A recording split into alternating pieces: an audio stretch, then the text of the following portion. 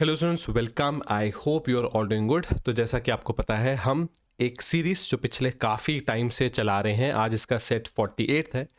Series का नाम है learn by maps for UPSC and state PCS exams.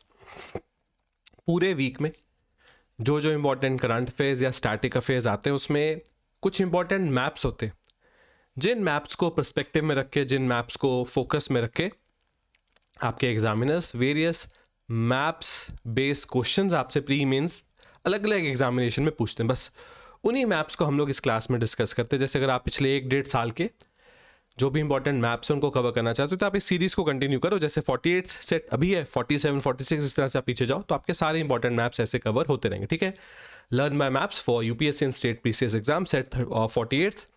आज इस क्लास में हम कौन कौन से मैप्स को कवर करेंगे? हम बात करेंगे Senkaku island China Japan dispute, बात करेंगे थाईलैंड कंबोडिया डिस्प्यूट, समझेंगे इंडिया की civil aviation problem and IndiGo, बात करेंगे why US is investing in Pakistan Balochistan, और डिस्कस करेंगे the hornbill festival of Nagaland. ठीक है, ये आज के सारे इंपॉर्टेंट टॉपिक्स रहने वाले। शुरू करते हैं।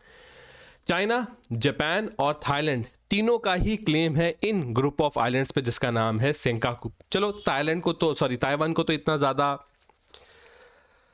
न्यूज़ में नहीं लिया जा सकता, क्योंकि जो चाइना और जापान की पावर, उसके मुकाबले Taiwan is not that much of a power. पर हाँ, चाइना और जापान दो बहुत बड़ी पावर्स, और सेंकाकू आइलैंड्स अभी जापान का पार्ट है, पर चाइना उसको क्लेम करता है, उसका नाम दियागो आइलैंड्स बोलता है। ठीक है, वैसे भी चाइना और जापान में पिछले कुछ वीक से एक डिस्प्यूट चल रहा है, जब जापान के प्राइम मिनिस्टर ने यह बोल दिया अपनी पार्लियामेंट में कि अगर चाइना ताइवान को कभी कब्जाने के लिए एक जंग शुरू करेगा तो जापान भी मिलिटरीली इन्वॉल्व हो जाएगा। ये चाइना के लिए एक बहुत बड़ा डर है कि चाइना ने तो अपने सारे लोगों को प्रॉमिस किया हुआ है कि एक दिन ताइवान चाइना का पार्ट बनेगा, मिलिटरीली टेक ओवर होगा। चाइना चाहता है वो दिन जब भी आए तो कोई कंट्री बीच में इन्वॉल्व ना हो। पर अगर पहली कंट्री बोलने लग जाएंगे, जापान यूएसए सब अगर पहले बोलने लगेंगे कि नहीं हम तो आएंगे मिलिटरीली, तो बाकी कंट्रीज भी मोटिवेट होंगे। इंडोनेशिया, फिलीपींस में भी, इंडिया, ये सब भी बोलेंगे ठीक है हम भी मिलिटरीली इन्वॉल्व होंगे, जो चाइना बिल्कुल भी नहीं चाहता। अब इस वजह से यहाँ पर डिस्प्यूट बढ़ते जा रहे हैं। काफ़ी सारे, जैसे दोनों कंट्रीज की एयरफोर्स एक दूसरे के सामने आ जाती है, मिलिट्री एक दूसरे के सामने आ जाती है। ठीक है, तो ये एक बहुत ही सेंसिटिव जोन आपको देखने को मिलेगा। थोड़ा ऊपर जाओगे तो north Korea south Korea dispute तो है ही है। कंबोडिया थाईलैंड, आपको पता होना चाहिए, ये इनके बीच में एक डिस्प्यूटेड एरिया है। यहाँ पर एक टेम्पल कॉम्प्लेक्स भी आपने सुना होगा, प्लेन विहरिया करके। उस प्लेन विहरिया टेम्पल कॉम्प्लेक्स के लिए भी ये लड़ते हैं।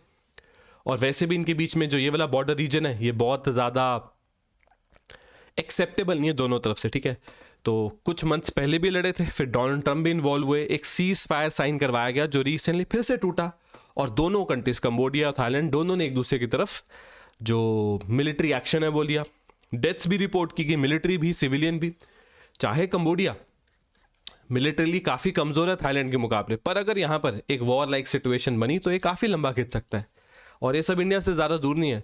इंडिया के अरुणाचल के बाद आपको देखने को मिलेगा म्यांमार, और उसके आगे जस्ट थाईलैंड। तो बस एक ही कंट्री आती है इंडिया और इस डिस्प्यूट के बीच में।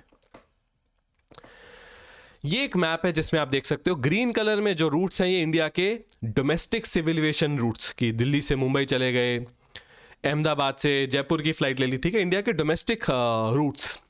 और ये जो आपको रेड में दिख रहे हैं, ये इंडिया के इंटरनेशनल एविएशन रूट, जैसे टोक्यो, बैंकॉक, कोलंबो चले गए, हांगकांग चले गए, अलग अलग कंट्रीज। ठीक है, तो किस तरह से इंडिया दुनिया में सिविल एविएशन में काफ़ी बड़ी कंट्री बनता जा रहा है, और आगे और ग्रोथ होगी, वो आप यहाँ से देख सकते हो। यहाँ पर आपको क्या देखने को मिलेगा, इंडिया की जो सिविल एविएशन मार्केट है। अभी हम बात करते हैं एक बार डोमेस्टिक के बारे में, जो कंट्री के अंदर ही प्लेन ट्रैवल्स करते हैं, उसमें सबसे बड़ा मार्केट शेयर है इंडिगो का, फिर एयर इंडिया, फिर अकासा, और उसके बाद स्पाइसजेट। इंडिगो 60% से ज़्यादा मार्केट कंट्रोल करता है। पर जब रिसेंटली इंडिगो में एक बहुत बड़ी ऑपरेशनल प्रॉब्लम आई, उनको फ्लाइट्स कैंसिल करनी पड़ी, तो पूरा इंडिया का सिविल एविएशन सेक्टर ही क्रैश कर गया, जो कि काफ़ी ख़राब था हमारी इकोनॉमी के लिए और ओवरऑल कंट्री की सिक्योरिटी के लिए भी। रिसेंटली यूएसए के द्वारा अनाउंस किया गया कि यूएस एक काफ़ी बड़ी इन्वेस्टमेंट करेगा। इसको एक आप मान लो एक इन्वेस्टमेंट जो है ये चाइना भी कर चुका है पाकिस्तान में, यूएसए भी करेगा, और इसका रिजल्ट क्या निकले, एक तरह से एक जुआ ही है, क्या रिजल्ट निकलेगा क्या नहीं निकलेगा। पाकिस्तान बोलता है कि उनका ये जो बलूचिस्तान रीजन है ना, यहाँ बहुत सारे मिनरल्स है, कॉपर है, काफ़ी कुछ है। इसी चीज़ को आप कह लो कि एक लालच देकर चाइना को बुलाया गया था पाकिस्तान के द्वारा अपने बलूचिस्तान में इन्वेस्ट करने के लिए, जो चाइना ने किया भी। पर क्या उनको आज तक बड़े रिजल्ट्स मिले, कोई इसका एग्जैक्ट जवाब नहीं है। सेम चीज, सेम गैम्बल यूएस भी खेलेगा। $1.25 बिलियन, मतलब हो गया ये आराम से कुछ 12, 12.5, 13,000 करोड़ रुपए यूएस इन्वेस्ट करेगा। पाकिस्तान के रेकोडिक में आपको यहाँ पर देखने को मिलेगा। और यहाँ पर होगी क्या, माइनिंग होगी बड़े स्केल पे। तो पाकिस्तान ने प्रॉमिस तो रेयर अर्थ एलिमेंट्स, कॉपर, काफ़ी कुछ किया है, पर क्या वो एक्चुअल में एक्सट्रैक्ट किए जा सकते हैं? क्या एक्चुअल में उसकी एक बड़ी प्रोसेसिंग हो सकती है, उसको बेच के प्रॉफिट कमाया जा सकता है? ये अब यहाँ पर देखने वाली बात होगी, ठीक है। तो यहाँ पर फिर से उसी बलूचिस्तान की बात हो रही है जो बलूचिस्तान अपनी इंडिपेंडेंस के लिए भी एक फाइट कर रहा है। आपको पता है हर साल दिसंबर के पहले 10 दिनों में होता है हॉर्नबिल फेस्टिवल। तो 26 edition of the hornbill festival 2025 host किया जाता है जो नागालैंड की कैपिटल कोहिमा, उसी के पास आपको देखने को मिलेगा किसामा विलेज, ठीक है। तो ये रही कोहिमा, यहाँ पर है किसामा विलेज जो हर साल होस्ट करता है the very famous hornbill festival of Nagaland. ठीक है स्टूडेंट्स, इसके साथ इस क्लास में जो भी इंपॉर्टेंट टॉपिक्स, जो भी इंपॉर्टेंट मैप्स हमको कवर करते हैं, मैंने आपके लिए कवर कर लिया। मिलेंगे हम अपनी ऐसे ही नेक्स्ट वीक की वीडियो में। तब तक ले thank you and have a very successful day. Thank you students, thank you.